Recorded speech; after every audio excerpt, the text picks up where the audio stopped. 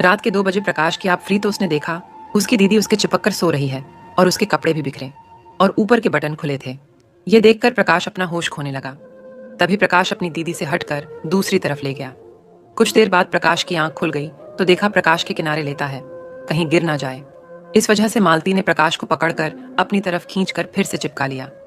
बहन के ऐसा करते ही विरोध में अपना आपा खो दिया और बहन के साथ किया जो कोई भी भाई अपनी बहन के साथ नहीं करेगा। मालती के पति को एक दिन किसी काम से दूसरे शहर जाना पड़ा। उसे वापस आने में करीब 2 दिन लगने वाले थे। उसी दिन मालती का भाई उसके घर आया हुआ था।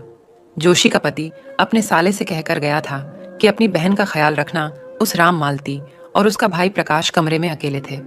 मालती ने अपने भाई से कहा कि तुम एक काम करो, मुझे रात को अकेले में डर लगता है, तुम आजा मेरे साथ ही सो जाओ। मालती का भाई 15 साल का था।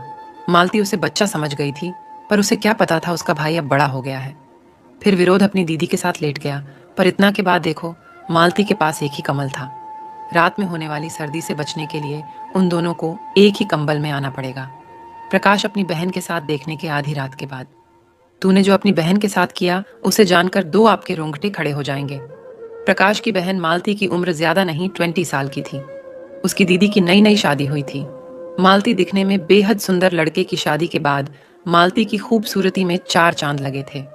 वैसे तो प्रकाश के मन में अपनी बहन के प्रति ऐसे ख्याल कभी नहीं आए थे, पर उस दिन पता नहीं कैसे उसका चंचल मन अपनी बहन पर आ गया था। प्रकाश की शादी पास में ही हुई थी।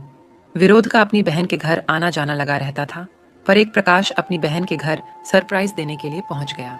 प्रकाश के जाते ही उसकी बहन मालती ने उसे गले से लगा लिया। उस दिन प्रकाश ने ऐसा किया है कि दीदी का शरीर पहले से काफी फैल गया है। फिर उसकी दीदी ने प्रकाश को नाश्ता पानी कराया और प्रकाश अपनी दीदी से बात करने लगा। जोशी के घर में सास ससुर और उसका पति राकेश रहता था। प्रकाश को जब घर में कोई नहीं दिखा तो उसने दीदी से पूछा कि घर के सभी लोग कहाँ गए हैं। उसकी दीदी ने बताया कि सभी लोग किसी काम से दूसरे शहर गए हैं, वह 2 दिन बाद आएंगे।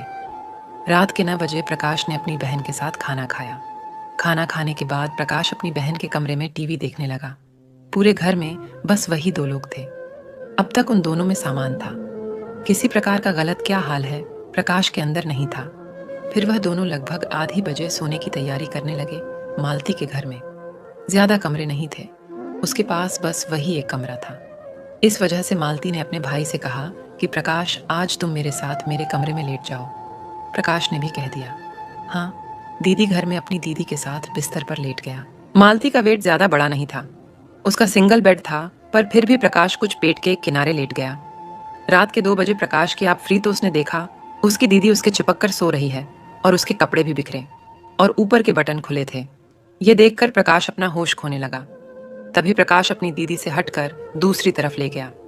कुछ देर बाद प्रकाश की आंख खुल गई तो देखा प्रकाश के किनारे लेता है, कहीं गिर ना जाए।